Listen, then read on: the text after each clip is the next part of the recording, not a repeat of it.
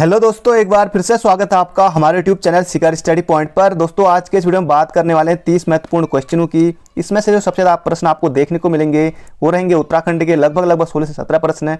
6 से 7 प्रश्न रहेंगे हिंदी के, बाकी जो बचे प्रश्न वो रहेंगे जीके के। तो आप वीडियो को अंत तक जरूर देखिएगा। 30 में से आपका स्कोर कितना रहा ये भी आप कमेंट बॉक्स में जरूर बताइएगा। ये जो प्रश्न आप देख रहे हैं इसका सही जवाब आपको बताना है। रोहिल्ला आक्रमण के समय किस गढ़वाल शासक ने चंदू की मदद की थी या चंद शासकों की मदद की थी? तो ये आपको बताना है। प्रदीप शाह और श्याम शाह, सुदर्शन शाह या फिर अजय पाल। तो ये आपको बताना है रोहिल्ला आक्रमण के समय किस गढ़वाल शासक ने चंदू की मदद की थी, तो ये आपको बताना है। कल का जो प्रश्न था, कल 2 प्रश्न थे। एक तो प्रधानमंत्री किसान सम्मान निधि योजना और एक था प्रधानमंत्री फसल बीमा योजना। तो प्रधानमंत्री फसल बीमा योजना तो लगभग सभी ने सही दिया है, और जो किसान सम्मान निधि है उसमें अलग अलग आ रखे हैं, अभी उस पर देखेंगे। तो प्रधानमंत्री जो पहला प्रश्न था कि जो प्रधानमंत्री फसल बीमा योजना है वो जनवरी 2016 में आई थी, वो बिल्कुल सही है। खरीफ की फसल पर 2% प्रीमियम के साथ और रबी की फसल पर 1.5% उसमें प्रीमियम देना है। अब बात करते हैं जो अगला प्रश्न था, प्रधानमंत्री किसान सम्मान निधि 1 दिसंबर 2018 से ये लागू हो गई थी। और यहाँ पर जैसे 2018 तो बहुत लोगों ने दिया हुआ है, 2018 को आई थी, और प्रधानमंत्री फसल बीमा 13 को। खैर इन्होंने बताया दर्शना खड़ाई जी ने किसान सम्मान निधि ये 23 दिसंबर 2019 पर। 2019 23 दिसंबर तो ये बहुत दूर हो गया, लेकिन इसे पहली बार जो बजट में पेश किया गया था वो जो 1 फरवरी को जैसे बजट पेश होता है तो अब तो उसमें शामिल किया गया था 2019 के, और 24 फरवरी 2019 को इसकी शुरुआत हुई थी।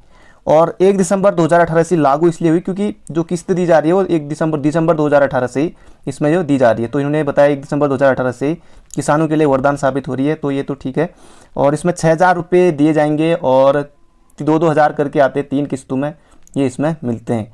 और ये उन्हीं को दिया जाता है जिनके पास की 2 हेक्टेयर तक का जिनके किसान है उनके पास इतनी ज़मीन है, तो उनको ये दिया जाता है। तो प्रधानमंत्री फसल बीमा योजना 13 जनवरी 2016 और प्रधानमंत्री किसान सम्मान योजना 24 फरवरी 2019।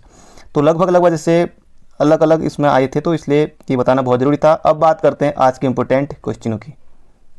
पहला प्रश्न है और शुरुआत होगी हमारी हिंदी से। बुरे अर्थ में प्रयुक्त होने वाला बद उपसर्ग किस भाषा का है? अब आपको ये बद देख के अंग्रेजी का तो दूर दूर तक नहीं लग रहा होगा, संस्कृत का भी नहीं लग रहा होगा, उर्दू फारसी या हिंदी। तो आज ज़्यादातर लोगों ने उर्दू फारसी इसका सही किया होगा। इसका सही उत्तर हो जाएगा उर्दू फारसी। जो बद उपसर्ग लगता है ये किस भाषा का है? तो उर्दू फारसी का है। जैसे उपसर्ग प्रारंभ में लगते हैं, ये आपको बिल्कुल याद रखना। जैसे बद से कौन कौन से जैसे बन सकते हैं? जैसे बद से क्या बनेगा? बदमाश जैसे बन सकता है, बद से बदबू बन सकता है, और बदनाम बन सकता है जैसे, और क्या बन सकता है जैसे किस्मत जैसे ये भी होता है उर्दू फारसी। तो ये सब इसमें बन सकते हैं और भी बनते हैं। तो इसका सही उत्तर हो जाएगा Urdu Farsi, option number C. अगला प्रश्न है, निम्न में से कौन सा वाक्य मिश्र वाक्य नहीं है? तो ये आपको यहाँ पर बताना है मिश्र वाक्य कौन सा नहीं है। यह वही बच्चा है जिसे बैल ने मारा है, तो ये तो है।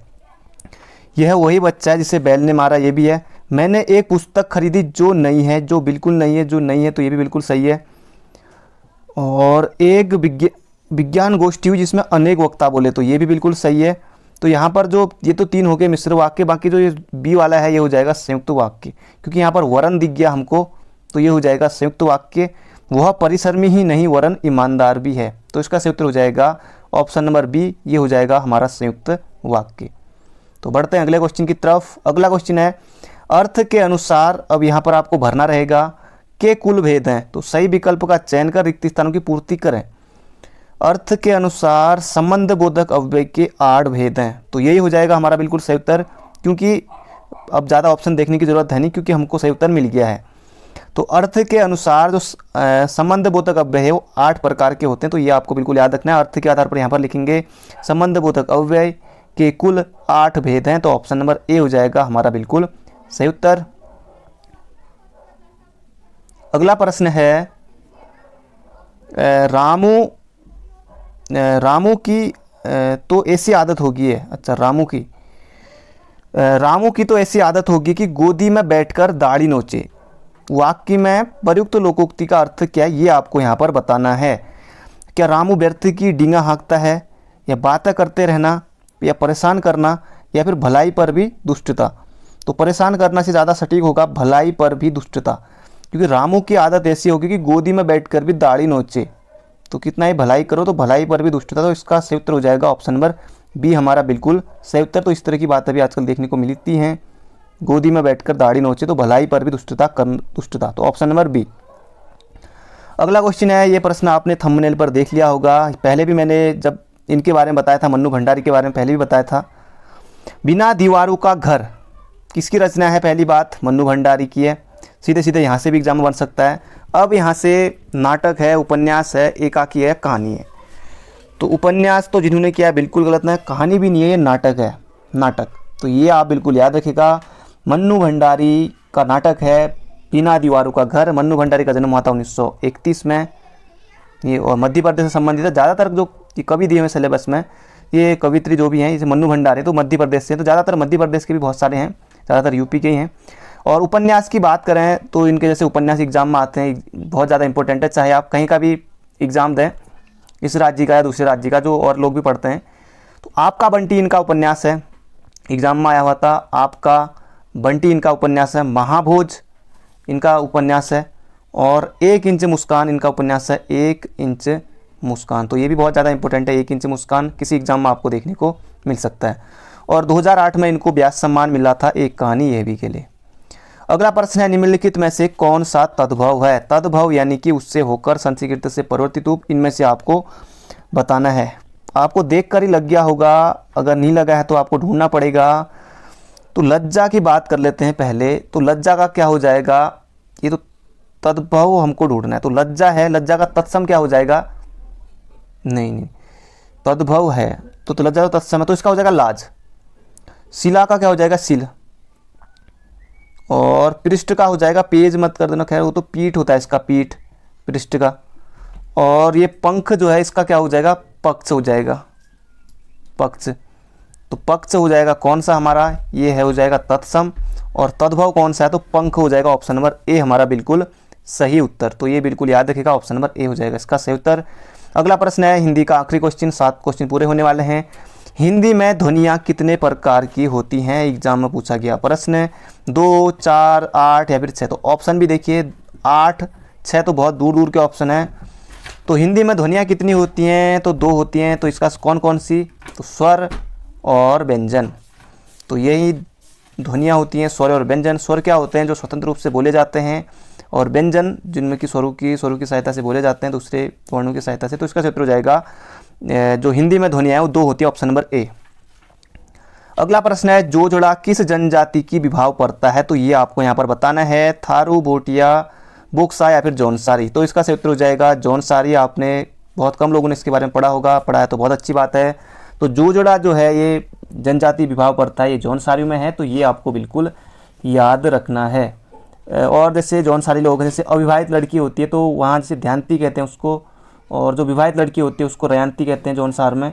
और जैसे और भी आपने पढ़ा होगा, जैसे विवाह की जो जौनसार में पद्धतियाँ हैं, जैसे कि बाज दिया हो गया, और जैसे बाज दिया है, बेबाकी है, और बोई दो दो की है, बोई दो दो की, इस तरह का भी है। तो इस तरह के आपने पढ़े होंगे। तो इसका सूत्र हो जाएगा जौनसारी में जोजड़ा, ऑप्शन नंबर बी। अगला प्रश्न है, राज्य गौरव दिवस मनाया जाता है 11 सितंबर, 10 सितंबर, 15, 10। अब देखिए सारे के सारे ऑप्शन यहाँ पर सितंबर के ही दे दिए हैं।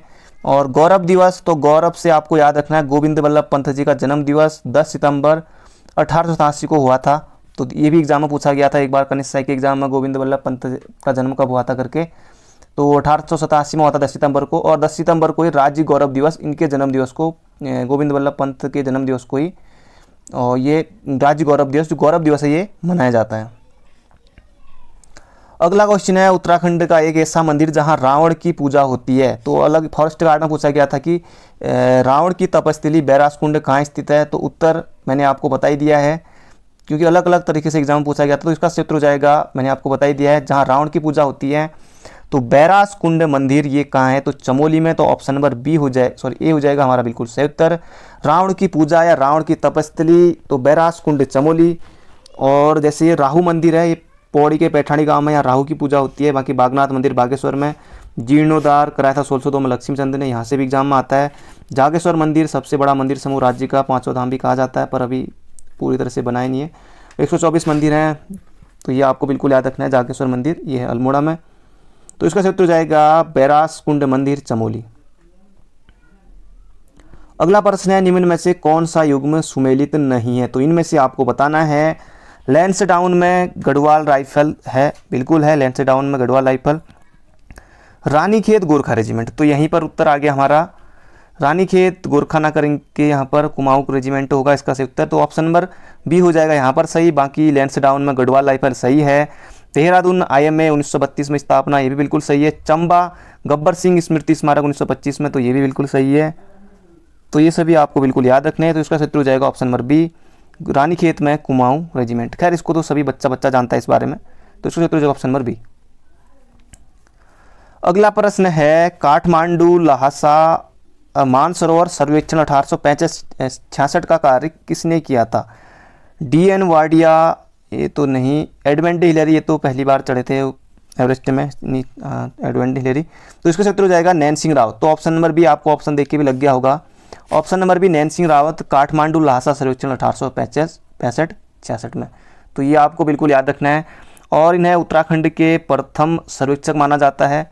अब बात भी कब की है? जिस समय 1865-66 की है, तो उस समय तो कितने राज्य कुछ नहीं बना था तब उस समय तो, पर उत्तराखंड के इनको प्रथम सर्वेक्षक माना जाता है। और इनकी पुस्तक भी है एक दर्पण अक्षांश, तो ये भी एग्जाम में आ सकता है अलग अलग तरीके से। दर्पण अक्षांश किसकी है?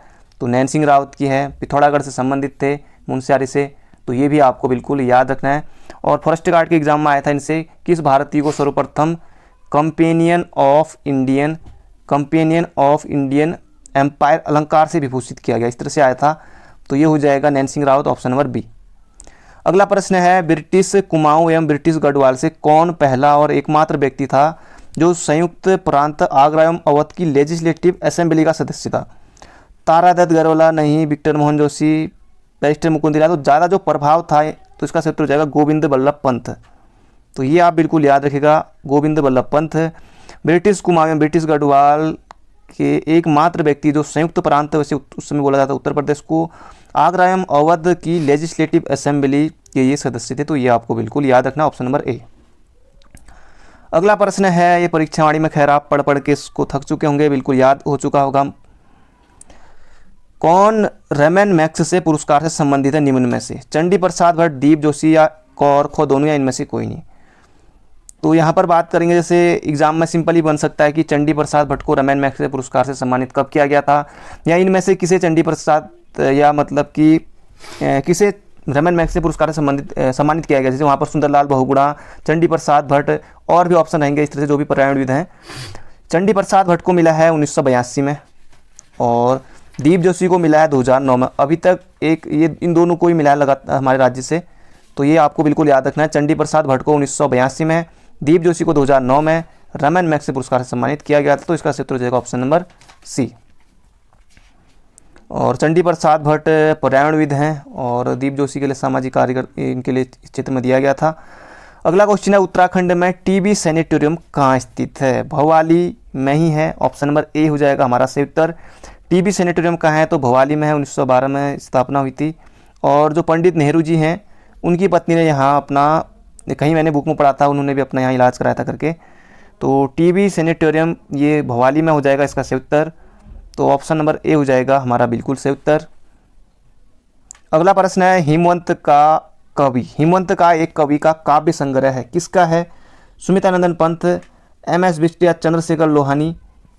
इसका सही उत्तर हो जाएगा चंद्र कुंवर बर्तवाल का है ये, हिमवंत का एक कवि। तो ये आपको बिल्कुल याद रखना है। चंद्र कुंवर बर्तवाल ये रुद्रप्रयाग से संबंधित थे, और बहुत कम उम्र में ही ये इनका जो है कि निधन हो गया था, बहुत कम उम्र में ही चंद्र कुंवर बर्तवाल।